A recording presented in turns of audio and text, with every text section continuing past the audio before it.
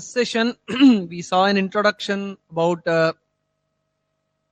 the tradition and the text as such, and we saw its agamic origins, then the meaning of the term Hatha Yoga, all these we saw, and then we also saw the chapterization.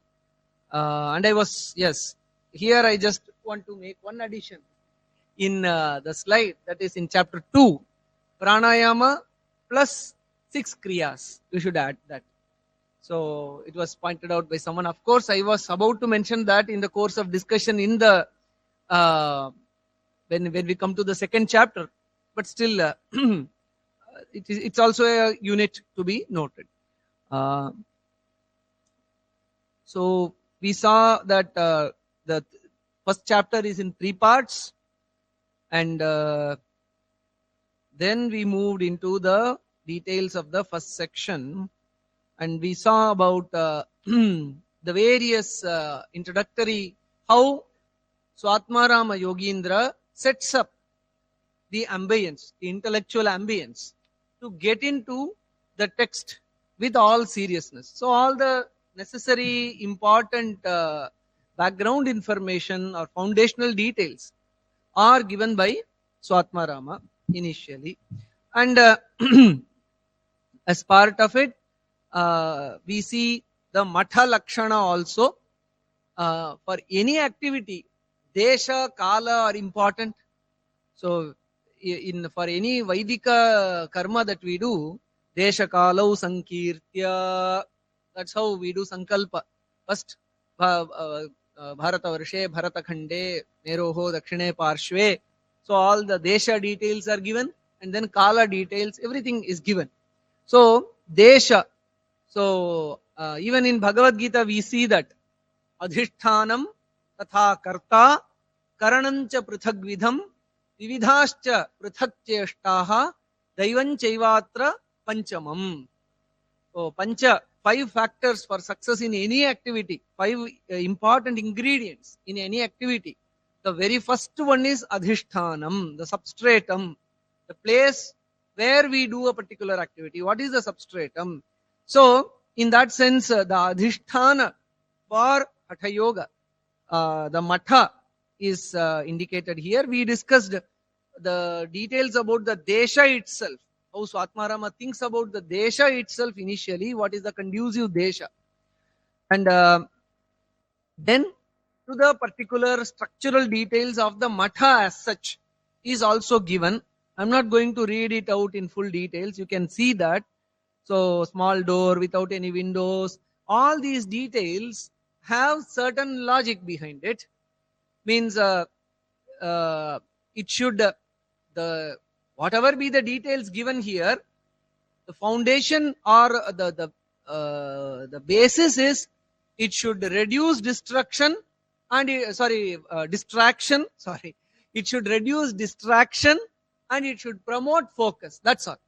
So all the other things are mere details.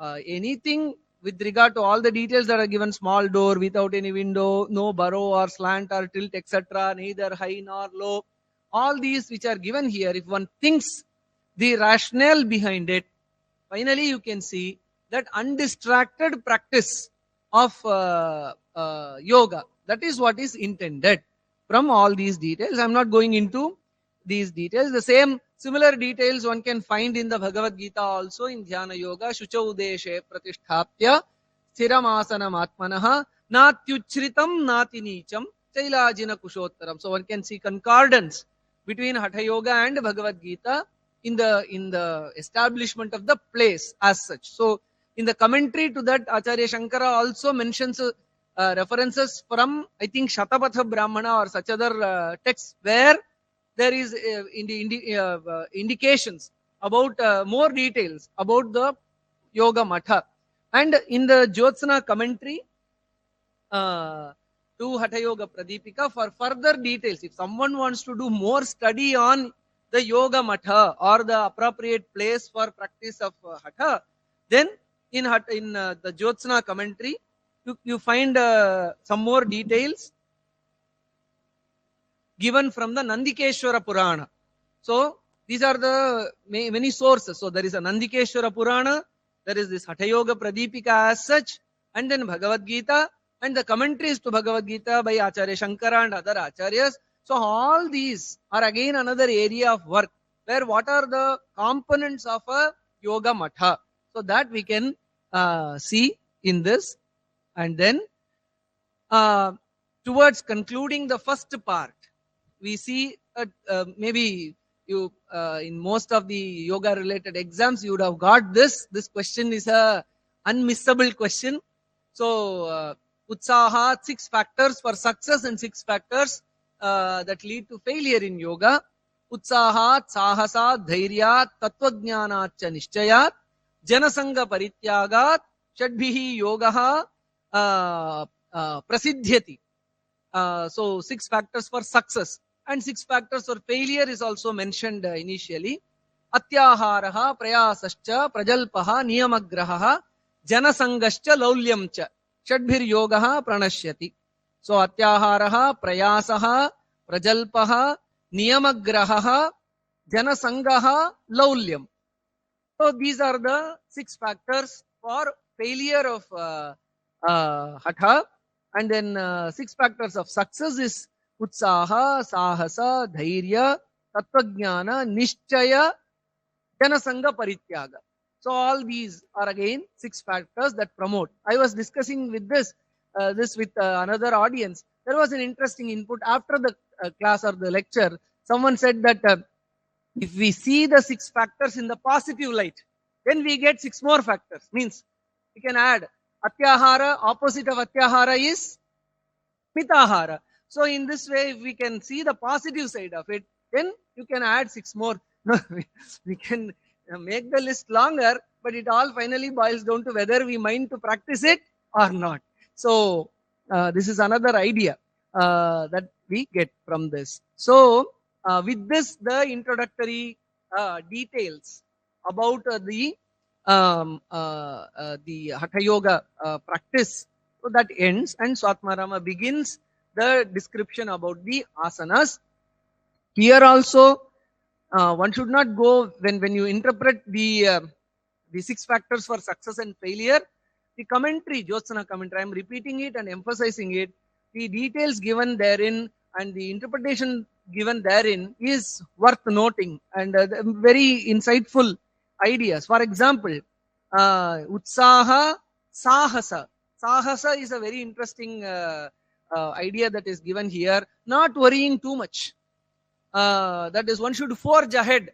Means these days in many yoga exams, of course, we see what are the contraindications to the various practices. Of course, one should inform oneself about the contraindications of various asanas, pranayamas, etc. But one should not shy away from practicing it. So just considering the various factors, that's why in Sanskrita there is a jovial statement. They say, Sankalpe eva punyakalaha pranashtaha. In the process of doing sankalpa, for example, they say when there is a eclipse, grahana is a punyakala. So in that grahana punyakala, whatever you do, it gets multiplied into 100 or 1000. So it gets amplified. So someone wanted to do some japa. Before that, he started doing sankalpa. So asmin grahana kale, ayur arogya, aishwarya, virya, vijaya. So the list of his wants was so long that by the time he completed the sankalpa, the grahana kala was over. So in the sense that why I said this is, sahasa is needed. Means just one has to forge ahead. Know the details from the right guru, and be careful, be cautious, but not worried as to not start at all. One should start, one should experiment. So one should experiment oneself. That's how, with oneself, that's how one progresses. See, these ideas again come from the commentary. So in that sense, the commentary is very insightful. Sanskrita commentary is very insightful. Now, when we come to the asanas, the asana details commences from 17 to the descriptions commence from 17 to 54, and it's very interesting that in Hatha Yoga, the first limb is asana. Hathasya prathamangatvat asanam purvamuchyate. The The first limb of Hatha is asana. So unlike, means one can compare this with the first limb of Ashtanga Yoga, where Yama Niyama. So then another question will come, leading question. I have myself led you into this question, whether Yama Niyama are needed or not needed for Hatha Yoga. Who would say not needed? Certainly needed. So they are very very important principles which promote the regulation of the mind. Basically, when you decode the basic content or basic idea behind Yama and Niyama, they reduce Klishta Vrittis and they promote Aklishta Vrittis. So hence, who would say no for Yama and Niyama? And there are certain Patha Bhedas, variant readings, which include Yama Niyama also for Hatha Yoga Pradipika. Initially, Ahimsa, Satyamasteyam, Brahmacharyam, Kshama, Dhritihi. So there is a Patha Bheda also. Even without that variant reading, still Yama Niyama, with or without mention, it is essential. So, the interesting ideas are given here in the commencement. Before commencement of asana itself, that asana is kuryat tad asanam stairyam arogyam angalaghavam. So how asanas help? They are not mentioned here. So stairyam, arogyam, angalaghavam, steadiness at the level of the body. And also slowly that steadiness percolates into the mind also. So stairyam, arogyam, freedom from illnesses, boosts immunity, etc. And then angalaghavam, lightness of limbs, which is opposed to anga gauravam. So anga gauravam is opposite to anga laghavam. So anga gauravam comes, or heaviness in the limbs comes to due to tamas, etc. All that can be warded off by systematic practice of asana. And another interesting verse which is not mentioned here, but before the commencement of asana, we see Vasishtadyaischa munibhihi Matsyendraadyaischa yogibhihi angikritani asanani kathyante kanichit maya. It's a very interesting insight. What were the kinds of yogis who existed, who were known to Swatmarama? Vasishtha and other munis and Matsyendra and other yogis, they were there. Asanas which were acceptable to these munis and yogis, a few of them are collected and stated by me. That's what Swatmarama says. Then naturally the question will come, who are the munis and who are the yogis? What is the definition of a muni and what is the definition of a yogi? We can see that if both of them are endorsing few asanas, then both these kinds of sadhakas were practitioners of asana. So who is a muni? And what is the difference between a muni and a yogi? That is again comes from the commentary, where we see manana and hathabhyasa. There are two components.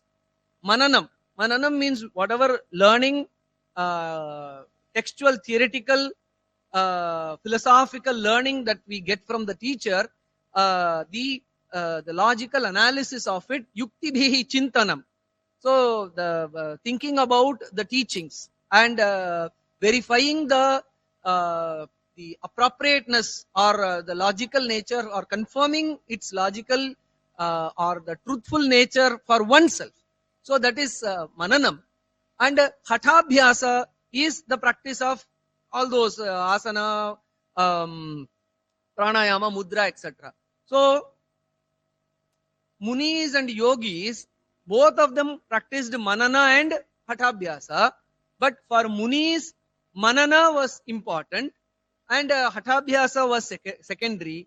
And for yogis, hathabhyasa was primary, manana was secondary. So that gauna mukhya, what is primary, what is secondary.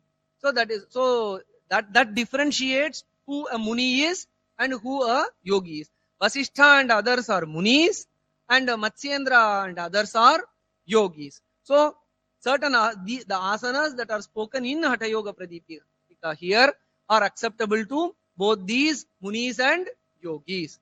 So these are certain insights which are seldom noticed, because when you write an exam on a Hatha Yoga Pradipika, immediately number of asanas. What are the asanas that are mentioned? That's all. And then what are the benefits for each asana? The chapter closed. Then pranayama. How many pranayamas? I study the techniques. Inhale, hold, exhale. That's all. I know the technique, benefits, close. So that's how kind of yantrika, means mechanically we just look for what gives you mark. So only that much is seen, but these wonderful insights that are there for us to grasp. So we can think about ourselves. Am I aspiring to become a Muni, or am I aspiring to become a Yogi? So all these insights, which is important for me, because due to our Purvatana Samskara, it is not that everything has to be done by everyone in the same intensity, in the same quantum. No, this itself indicates one can either choose the path of a Muni, or one can choose a path of a Yogi. All these ideas are very important in the pursuit or in our lifelong, because doubts will come. Oh, if I am unable to do, or if I don't have the aptitude to pursue Hatha Yoga with this intensity, my mind goes only to the Vichara aspect of it. What is Tattvamasi? What is the Atma? What is the nature of the Atman? All these, my mind goes into those Tattvika Vicharas. Practice seems to be secondary for me. Am I still a yogi? Of course you are. Just like Vasishtha. And similarly, I'm practice centric. I do pranayama systematically. I do asana. I do mudras, etc. I do, of course, my focus is on the tattva also, but not that much. Am I still a yogi? Am I just a superficial person? No, you are still a yogi. See, there are Matsyendra and others who led their life towards the success. They became siddhas by following that path. So these are very important insights or inputs that are there in the commentary. These are just told in a passing manner, which we fail to sometimes in university setup or in a formal setup. All these ideas sometimes, probably Yoga Shastra Sangamam gatherings like this give us an opportunity to notice these ideas, which are very essential and very insightful. So I'm not going into the details of the asana. I'll just give you the nature of the asanas that are presented here. 15 asanas are given, and these 15 asanas in Hatha Yoga Pradipika, 11 plus 4 is the approach that is given for the 15 asanas. There are many texts which give more asanas also. Gheranda Samhita, for example, gives 30 asanas. But these 15 seem to be totally received by Gheranda Samhita. These 15 are used in Gheranda Samhita, and further asanas are added. So which means these are very core important asanas. And even in this 15, first we see 11, and then next 4 asanas are mentioned. So Swastikasana, Gomukhasana, Veerasana, Kurmasana, Kukkutasana, Uttana Kurmakasana, Dhanurasana. Dhanurasana here is merely mentioned as Dhanurasana, but it is essentially Akarna Dhanurasana that we see, not the Dhanurasana that the other one where the bow-like posture, that is not done here. And then Matsyendrasana and Paschimottanasana. The text mentions this as Paschimottanasana and not Paschimottanasana. I won't say that is wrong.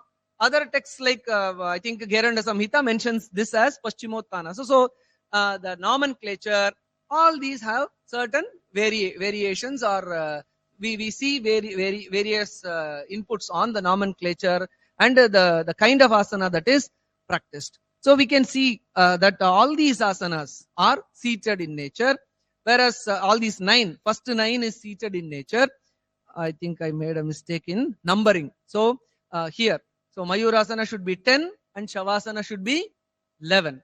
So these two, Mayurasana is hand balancing, where the balancing of the hands come into play, and then Shavasana, no need to explain. Everyone know that. But there is interesting aspect. There is one input that I want to give about Shavasana. I'll come when I complete this slide. I will give that input. We can see that all these asanas which are marked in red from Swastika to Dhanurasana, we don't see any benefits given to it, because whichever asana these days we see, what are the benefits? So for each asana, what is the benefit? Of course, in Shastras also, prayojanam anuddishya na mandopi pravartate. Without having an eye on the utility of a particular activity, there is no point in doing anything. The Shastras also say that. But the same Shastras also say, Nishkaranena, Brahmanena, Shadangaha, Vedaha, Adhyetavyaha, Jneyascha. Certain things are to be done without questioning. Certain things are to be, the purpose of certain things are to be, or the practical benefits of certain things. So what is the confusion here means, in certain aspects you see that prayojana should be sought out. In certain things you see nishkaranena, all the shadangas and vedas are to be studied without asking any reason, because uh, certain things are very core, very fundamental, that there is no need to ask a question about it at all. These are basics.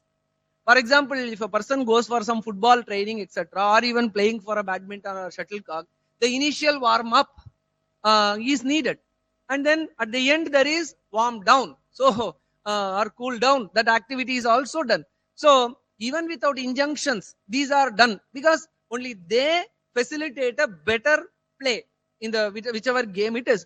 So in the same way, if there is no benefits mentioned, then how should it be?